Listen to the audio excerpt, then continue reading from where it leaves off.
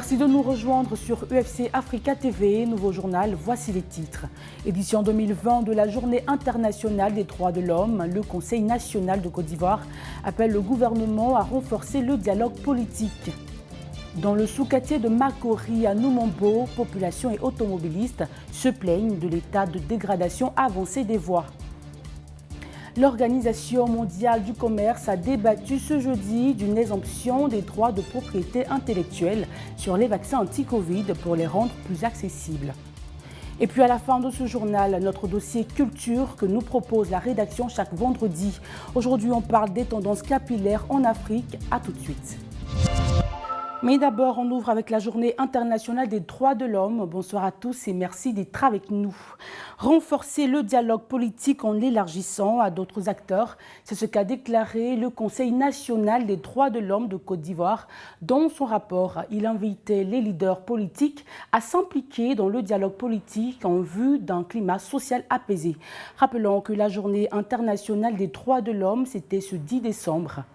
Daouda, apprenti mécanicien depuis petit, vulcanisateur professionnel aujourd'hui, il nous parle justement de son métier perçu comme un dérivé de la mécanique. À sa rencontre, Christian Gokra.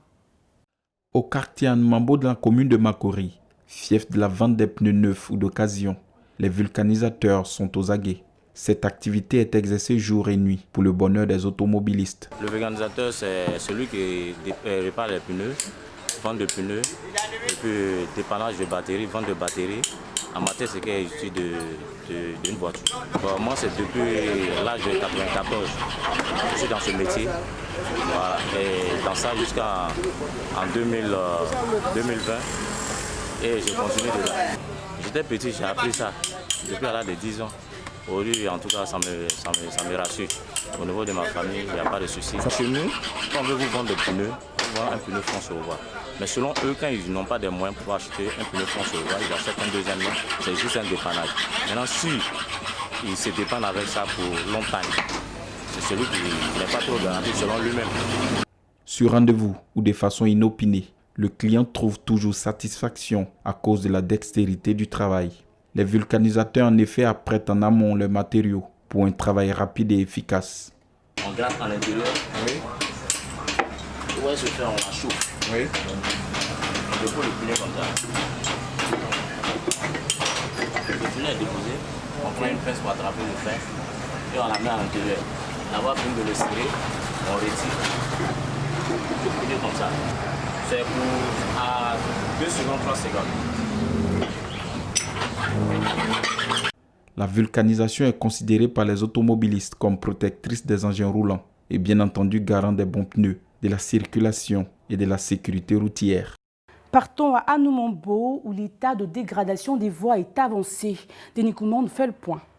La dégradation de la voirie dans la commune de Makori, précisément dans le sous-quartier d'Anumombo, donne du fil à retordre aux automobilistes et aux usagers. Difficile de se déplacer, bouchons en point fini aux heures de pointe ou même accrochage en véhicule constitue le lot quotidien de cette voie. Sincèrement, il n'y a pas la voie. Ah, aidez-nous. Tu travailles aujourd'hui, tu travailles demain, il n'y a pas. Même ce côté ici, prends pour aller jusqu'à Numombo là, il n'y a même pas voie même. Il n'y a même pas voie. Ici, on fait un peu mieux que sur le CETAO. Sur le CETAO là, on n'en parle même pas même. Là, il n'y a pas de route même. Là-bas, c'est comme route en brousse. Le premier problème, c'est la route, la voie. La voie est très gâtée. Vraiment, c'est totalement gâté. Tout là, comme ça, il faut aller à CETAO, tout est gâté. Monsieur Nguessa Enes, membre de l'Union fédérale des consommateurs de Makori. Il s'explique difficilement la dégradation rapide des voies dans le quartier. Mais par exemple, la voie que nous avons prise ici, là, ça ne vaut pas un an. Hein. Déjà, la voie est déjà dégradée. Vous voyez, jusqu'au bord de l'eau, c'est dégradé. Quand il pleut, ce n'est pas la peine. Ce goudron, ils l'ont refait 2 fois. Quand ils ont fait la première fois, hein, ça n'a pas réussi, ils sont revenus faire encore.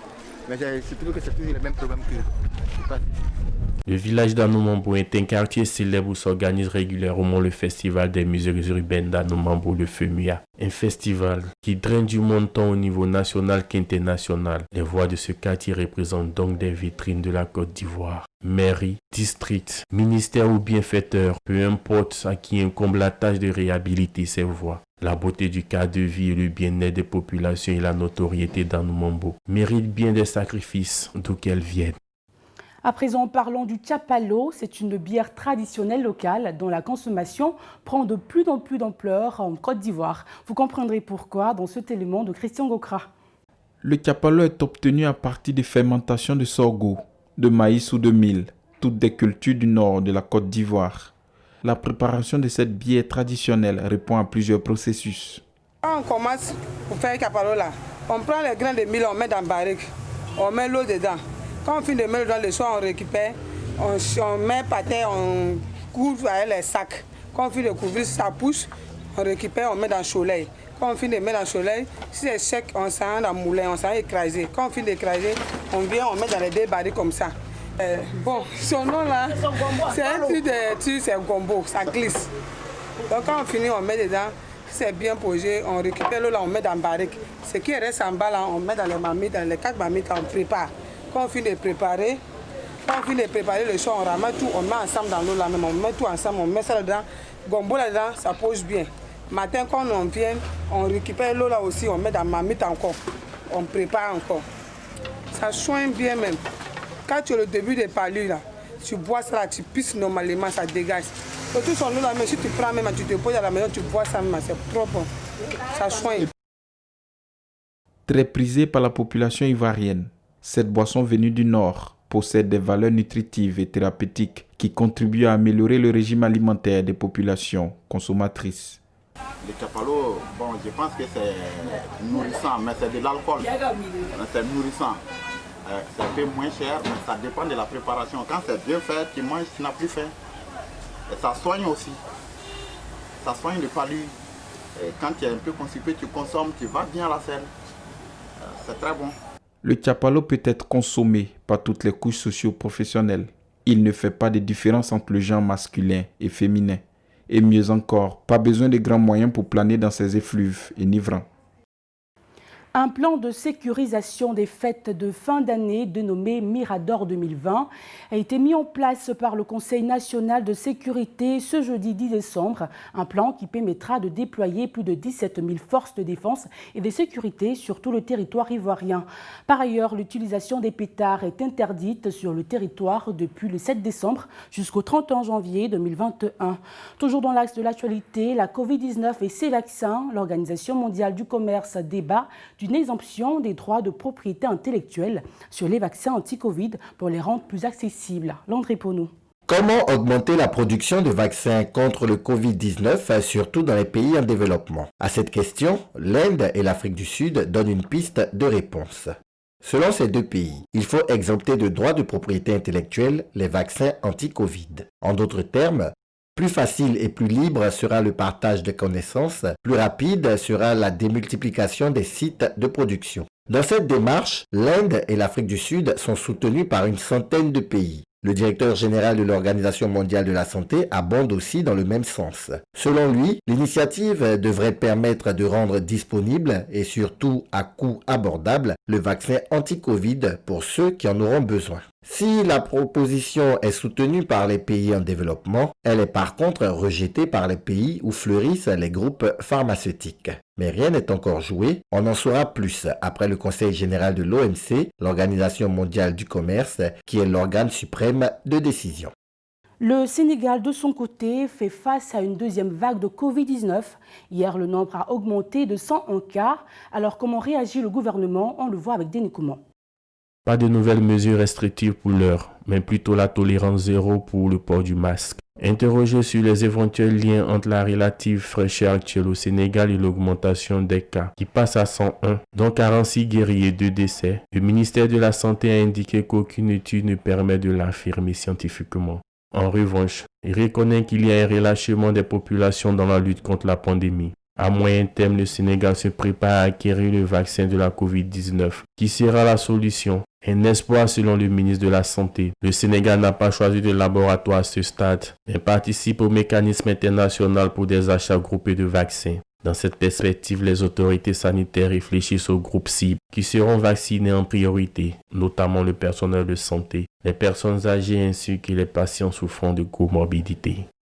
Et concernant l'évolution du coronavirus en Afrique, 54 pays touchés, plus de 2 300 000 cas recensés et plus de 55 000 décès. Le nouveau coronavirus provoque une crise sanitaire inédite dans le monde entier et l'Afrique est de plus en plus touchée. Fin de ce journal. Demain, vous retrouverez le récap. Merci de nous avoir suivis. Et comme promis, le dossier culture dans quelques instants. Une analyse sur la façon de se tresser ou de se rendre belle en Afrique. La perception des femmes qui a au fil du temps changé. Vous le verrez. On se dit à demain.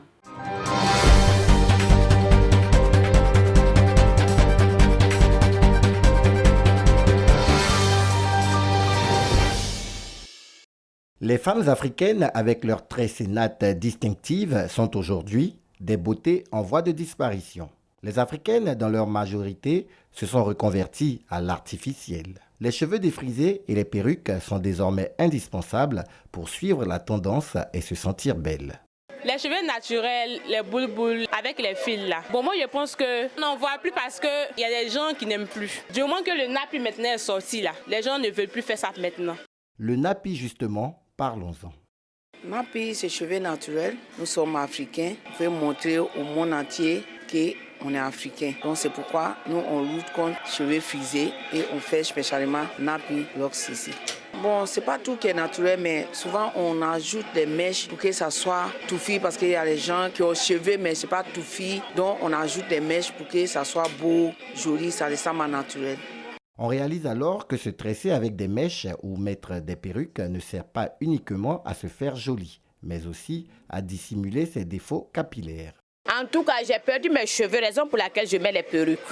Les mèches se présentent sous forme de tissage, postiche, tresse, extension ou perruque, permettant aux femmes de combler leur déficit ou désir de cheveux longs et volumineux. Tout le monde veut les mêmes mèches. Il n'y a pas à Abidjan ici, il n'y a pas de femme qui ne met pas de mèches.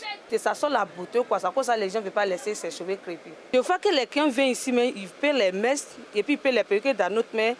En même temps, ils prennent ça, ils portent et puis ça envoie ça. Des fois qu'il oublie pour enlever l'étiquette dessus même. C'est nous qu'on appelle la dame que, hey, madame, tu n'as pas enlevé l'étiquette de perruque, tu as oublié ça. Il faut venir enlever parce que tout le monde va savoir que c'est perruque que tu as porté. L'hygiène et la santé sont-elles prises en compte dans cet univers de cheveux artificiels?